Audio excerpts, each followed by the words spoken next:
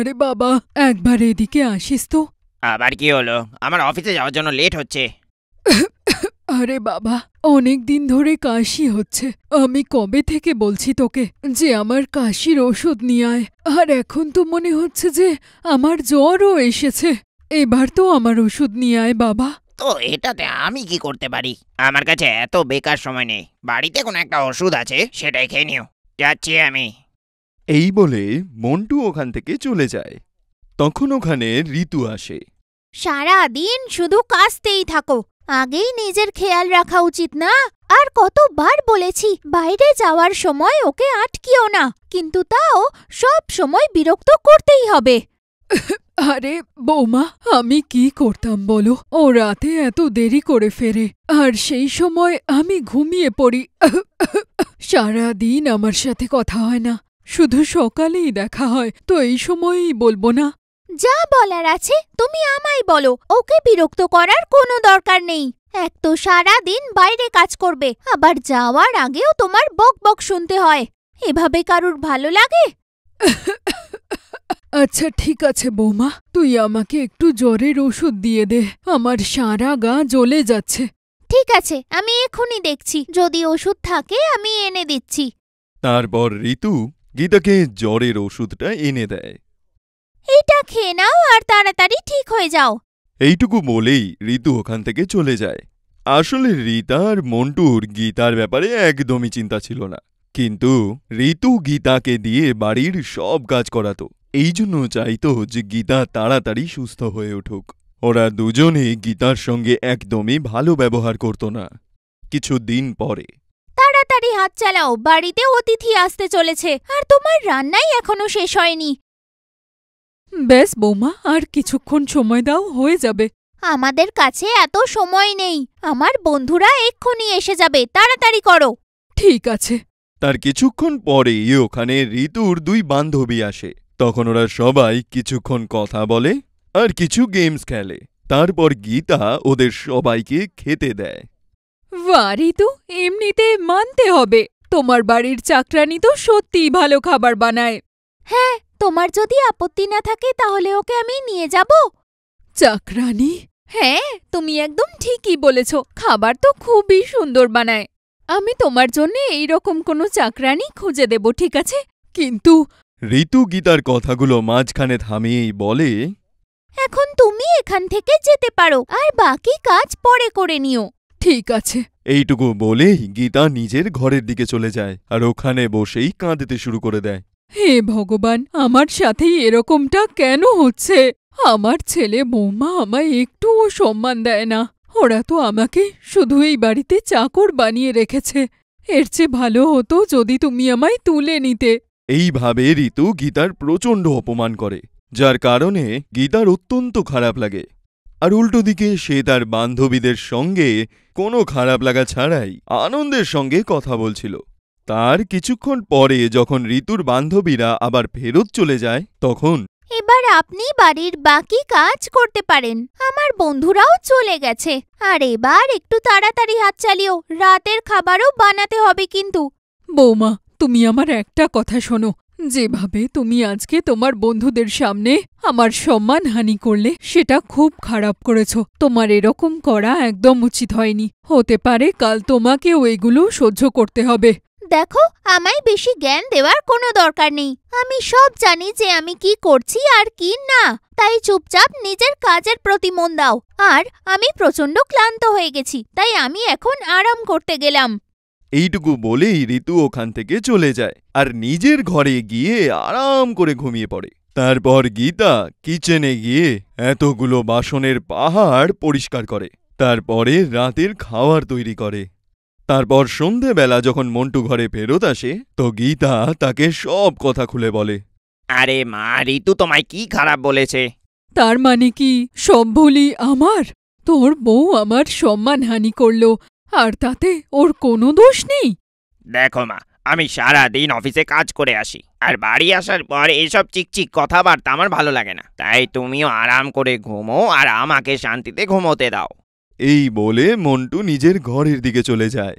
তারপর এখন পেয়ে গেছেন শান্তি ওনার মুড খারাপ করে। আমি কতবার বলেছি যে উনি সারা দিন বাইরে কত পরিশ্রম করে আসেন, আর বাড়ি আসতেই ওনার কাছে এইসব অভিযোগ করবেন না, কিন্তু আপনি তো কিছু বুঝতেই পারেন না। তারপর ঋতু ও গীতাকে ভুলভাল কথা শুনিয়ে ওখান থেকে চলে যায়। তারপর গীতা প্রচণ্ড কান্নাকাটি করে। সবকিছু আমারই ভুল। হয়তো আমি কোনো পাপ করেছি যে আমি এইভাবে শাস্তি পাচ্ছি। গীতা বেচারি নিজের বউ এবং তার ছেলের এই সব ব্যবহার সহ্য করছিল, কিন্তু তার অন্তরাত্মা কাঁদতে থাকত। একদিন গীতা নিজের মাকে ফোন করে। কেমন আছিস আমার মা? তুই ঠিক আছিস তো? ওখানে সবাই তোর ভালো করে খেয়াল রাখছে তো? নিজের মায়ের এইসব কথা শুনে গীতা প্রচণ্ড দুঃখ পায়। মা, মা, কি হয়েছে মা? তুই এইভাবে কেন জোরে জোরে কাঁদছিস? আর মা, আমি তোমায় কি বলি, আমার তোমার কথা খুব মনে পড়ছিল, তাই জন্যে আমার চোখে জল চলে এসেছে। কোনো ব্যাপার না মা, তুই চিন্তা করিস না। আমি কালই তোর ভাইকে বলবো তোকে গিয়ে নিয়ে আসতে। আজকে ও আর বৌমা কোনো কাজে বাইরে গেছে, এখনই চলে আসবে। কোনো ব্যাপার না মা, দাদাকে বিনা কারণে বিরক্ত করার কোনো দরকার নেই। আমি কিছুদিন পরেও যেতে পারবো। ঠিক আছে আমার বাচ্চা, নিজের খেয়াল রেখো, আর দেখা করতে অবশ্যই এসো। হ্যাঁ মা, আমি আসবো। এইভাবেই কিছু মাস কেটে যায়। তারপর একদিন গীতার কানে খুব খারাপ খবর আসে। ও ঘাবড়ে গিয়ে মন্টুর কাছে বলে, বাবা, আমাকে আমার বাপের বাড়ি নিয়ে চল। দেখো মা, আমি তোমাকে কতবার বলেছি যে আমার কাছে এত ফালতু সময় নেই। যদি তোমার যেতেই হয় তাহলে একা চলে যাও। বাবা, এরকম সময় তো আমাদের ওখানে যাওয়া উচিত। তুই কি আমার একটাও কাজ করতে পারিস না? আমি একবার বললাম তো আমি কোথাও যাব না। আসলে গীতার দাদা এবং বৌদির একটা গাড়ি দুর্ঘটনায় মৃত্যু হয়। মন্টু গীতাকে নিজের সঙ্গে নিয়ে যায় না, তাই জন্যে গীতা ওই সময় যেতেই পারে না। কিন্তু তার কিছুদিন পরে যখন গীতা তার মায়ের সঙ্গে ফোনে কথা বলছিল, তখন সে জানতে পারে যে কমলার নাতি এবং তার বউ তার সঙ্গে একদমই ভালো ব্যবহার করে না, আর ওকে বাড়ি থেকে বের করে দেওয়ার চেষ্টা করছে। তখন গীতা একলাই নিজের মায়ের সঙ্গে দেখা করতে যায়। মা, তুমি কেমন আছো? তুমি ঠিক আছো না? হ্যাঁ মা, কিন্তু তোর দাদা বৌদির চলে যাওয়ার পর সব পাল্টে গেছে। ওরা আমাকে আর নিজেদের বাড়িতে রাখতে চায় না। তুমি দাঁড়াও মা, আমি কথা বলছি। তখন গীতা রমেশ আর পলককে ডেকে পাঠায়। তুমি ওনার সাথে এরকমটা করতে পারো না। উনি তোমার ঠাকুমা হন। উনি এই বয়সে আর কোথায় যাবেন? দেখুন, আপনার যদি এতই চিন্তা হয় তাহলে আপনি ওনাকে একসঙ্গে নিয়ে যান। এখানে কোনো দরকার ছাড়া এসে আমাদের শিক্ষা দেওয়ার কোনো দরকার নেই। হ্যাঁ, একদম ঠিক বলেছ। আমরা ওনার খেয়াল রাখতে পারবো না। এত কষ্ট হলে আপনি ওনাকে সাথে নিয়ে যান। দেখো, তোমরা দুজন এটা করতে পারো না। এই বাড়িতে ওনারও অধিকার আছে। আমরা যা চাই আমরা করতে পারি। আমরা এই মুহূর্তে ওনাকে ঘর থেকে বের করে দিচ্ছি। তোমার বার করে দেওয়ার কোনো দরকার নেই। আমার মা আর 1 মিনিটও এই বাড়িতে থাকবে না। আমি এক্ষুনি নিজের মাকে নিজের সাথে নিয়ে চলে যাচ্ছি। হ্যাঁ হ্যাঁ, ঠিক আছে। তারপরই গীতা কমলাকে নিয়ে নিজের বাড়িতে চলে আসে। তখন ওখানে কতদিন হয়ে গেল, দিদা এখনো কেন নিজের ঘরে যাচ্ছে না? বাবা, উনি এখানে আমাদের সাথেই থাকবেন। কিন্তু কেন?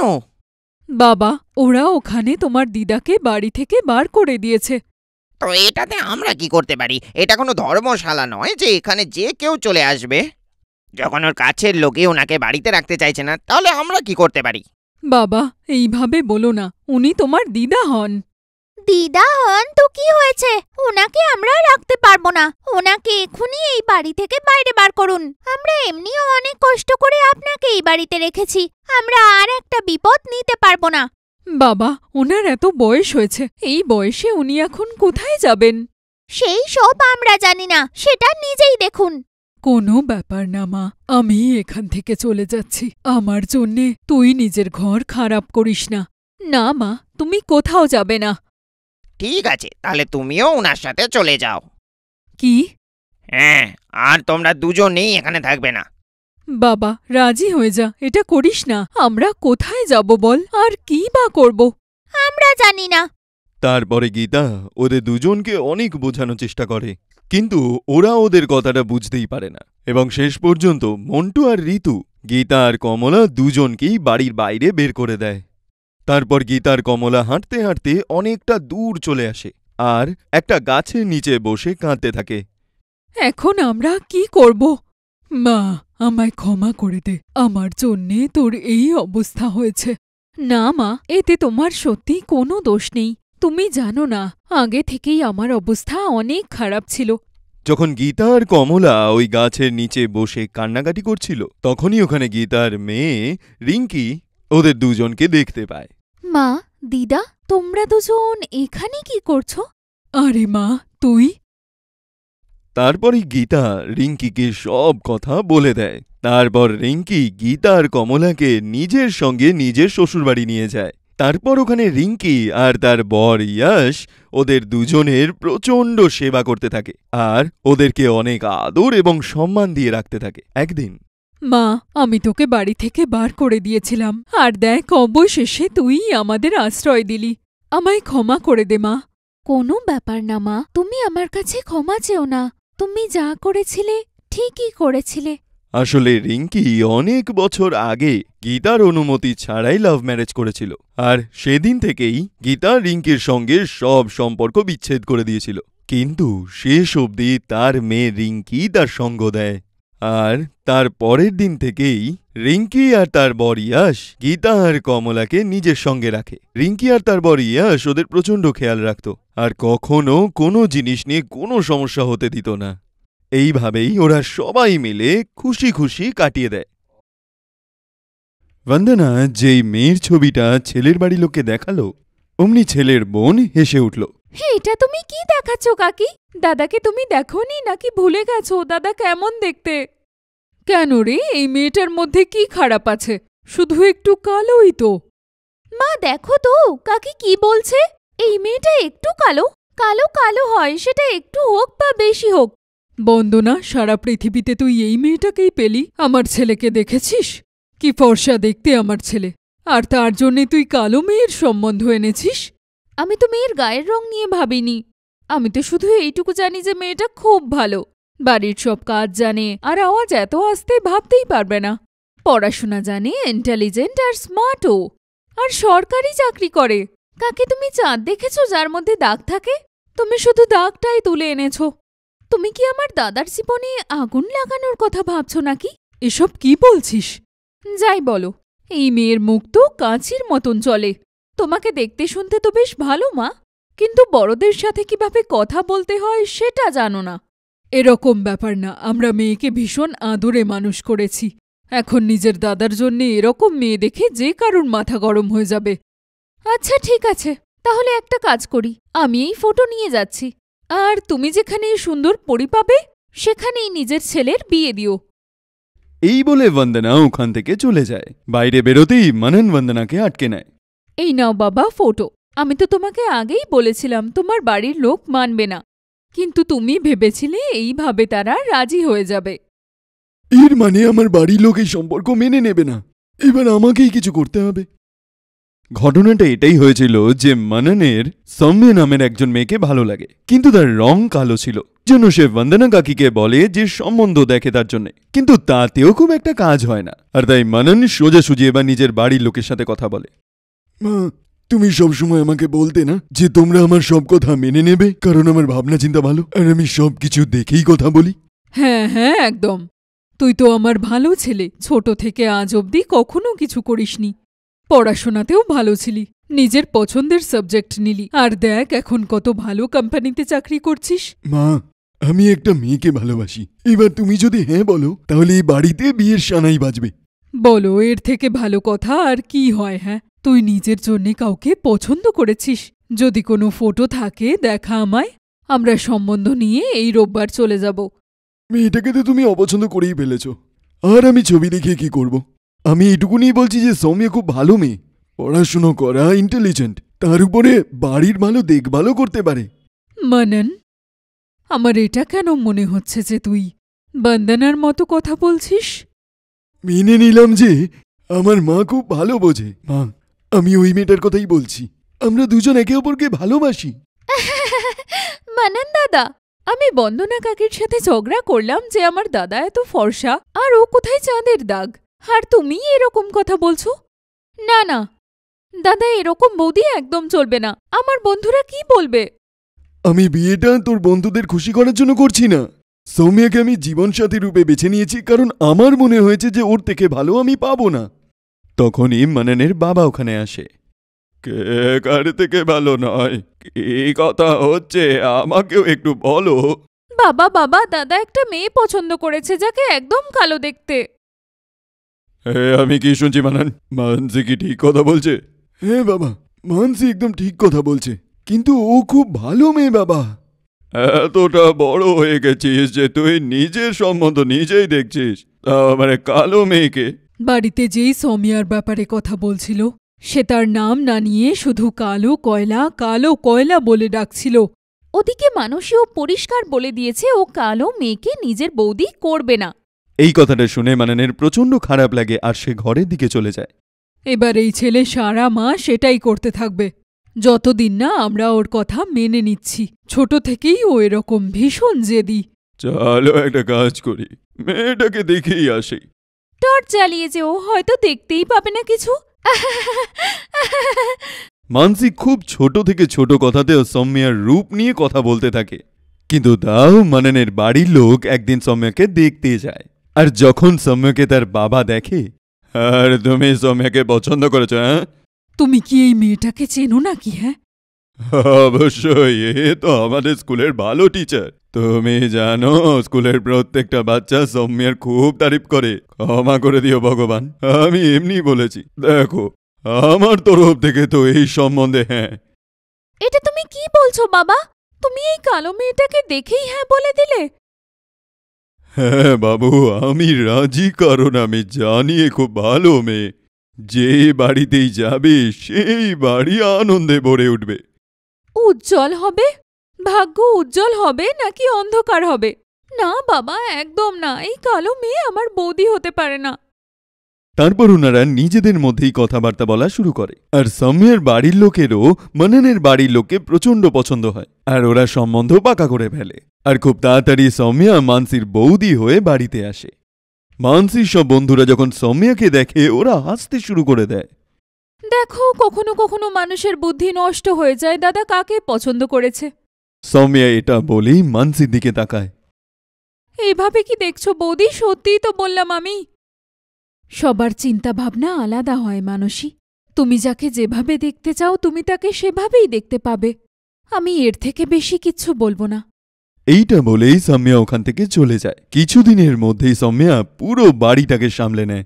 এমনকি মাননের মা, যে সৌম্যাকে তার রূপের জন্য খোঁটা দিত, সেও সৌম্যার ব্যবহারে প্রচণ্ড প্রসন্ন হয়। একদিন মানসি কোনো একটা কথায় নিজের মায়ের সাথে ঝগড়া করে ফেলে।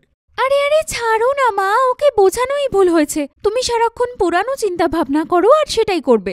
কখনো কখনো মনে হয় ষাঁড়ের সামনে বীণ বাজাচ্ছি। এইটা দেখে সৌম্যার মানসির উপর প্রচণ্ড রাগ হয়, আর ও মানসিকে বলে ফেলে, এটা তুমি কি ধরনের কথা বলছো মায়ের সাথে? কি ভুল বলেছেন উনি? উনি ওনার অভিজ্ঞতা থেকে যা বলছেন ঠিকই বলছেন। ও প্লিজ, তুমি এর মাঝে কথা বলো না। মুখ দেখেছো তুমি নিজের? মানসী, ভগবানকে ধন্যবাদ যে আমায় এই মুখ দিয়েছেন। যদি তোমার মতো মুখ নিয়ে এই ধরনের কথা বলতে হয় তাহলে আমি জীবনে কোনোদিন ফর্সা হতে চাই না। দেখলে মা, বৌদি আমাকে তোমার সামনে কত কিছু বলল আর তুমি কিচ্ছু বললে না। কি ভুল বলেছে বৌমা? যা বলেছে ঠিকই তো বলেছে। তোর মতো মেয়ে নিজের সামনে কাউকে কিচ্ছু ভাবে না, এমনকি নিজের মাকেও না। তাহলে এই সুন্দর মুখ নিয়ে আমি কি করব? তোর থেকে ভালো তো সৌম্যা, দেখ কত মান সম্মান দেয় আমাকে। নিজের মায়ের কথা শুনে মানসি ওখান থেকে চলে যায়। মাম্মিজি, ও আপনার সাথে খারাপ ব্যবহার করছিল তাই আমার রাগ হয়ে যায়, আর কিছুই না। মানসীর উপর আপনি রাগ করবেন না মা। আপনি ওকে ভালোবেসে বোঝালে ও আপনার কথা বুঝতে পারবে। নয়তো একবার মুখ থেকে কথা বেরিয়ে গেলে বারবার বেরোতে পারে। তুমি ঠিকই বলেছ বৌমা, আমার ওকে গিয়ে এখন বোঝানো উচিত। বৌমা সত্যি বলছি, আগে আমি ভাবতাম তুমি কালো তাই বাড়িতে দাগের মতো, কিন্তু আমি ভুলে গেছিলাম কালো রঙে তো সব চাপা পড়ে যায়। আপনি মন থেকে আমায় মেনে নিয়েছেন, আমার জন্যে এর থেকে বড় আর কি হতে পারে মা? মাননের মা মানসিকে অনেক বোঝায়, কিন্তু মানসির মাথায় কিছুই ঢোকে না। তারপর একদিন সৌম্যা মানসিকে বোঝাতে শুরু করে। এদিকে এসো মানসী, আমার কাছে বসো। আচ্ছা একটা কথা বলো, তুমি যেখানে পড়তে যাও সেখানে তোমার টিচার যদি রাগ করে বা যদি তোমায় দুটো কথা শোনায়, তাহলে কি তুমি তার উপর রাগ করো? না না, একদম না। না হলে উনি আমায় কলেজ থেকে বার করে দেবেন, নয়তো রেস্ট্রিক্টেড করবেন। কিন্তু বাবা মা তো এরকম করে না। তুমি ওদের উপর রাগ করার পরেও ওনারা তোমাকে ভালোবাসা দেন, তাহলে তোমার বাবা মার সম্মান করাটাও তোমারই দায়িত্ব, তাই না? কাল তোমার বিয়ে হয়ে যাবে, ভাবো তারপর কি হবে। সৌমিয়ার কথা শুনে মানসি নিজের উপর প্রচণ্ড খারাপ লাগে, আর ওর সব সেই ঘটনাগুলো মনে পড়ে যখন সে সৌমিয়ার রং নিয়ে খোঁটা দিত। আমাকে ক্ষমা করে দাও, তুমি একদম ঠিক বলছো। দাদা তোমাকে এই জন্যেই এত পছন্দ করে। তুমি সবার কথা ভাবো আর ভালো ভাবো। আমি কথা দিচ্ছি, আজকের পরে যদি কখনো মায়ের সাথে ঝগড়া হয়ে যায়, তাহলে আমি গলা তুলে কথা বলবো না, প্রমিস। আর রাগ করব না। এই তো ভালো মেয়ে, তুমি সত্যিই ভালো মেয়ে। এটা আমি বুঝে গেছি যে একজন ভালো মেয়ের সাথে থাকলে আমিও ভালো হয়ে যাব। সৌমিয়া মানসিকে গলায় জড়িয়ে ধরে, আর তারপর থেকে ঘরে আবার শান্তি ফিরে আসে। মানসির যদি কোনো কথায় খারাপ লাগতো, তাহলে সে খুব শান্তভাবে বাড়ির লোককে বোঝাতো, আর ওর মাও তার কথাটা বুঝে তারপরেই তার ব্যাপারে কিছু বলতো। এইভাবেই সৌম্যার আসার পরে ভরসা মানসির স্বভাব বদলে যায়, আর মানসির মা বাবারও এই জিনিসটা প্রচণ্ড ভালো লাগে যে ও এক ভালো মেয়ে হয়ে গেছে।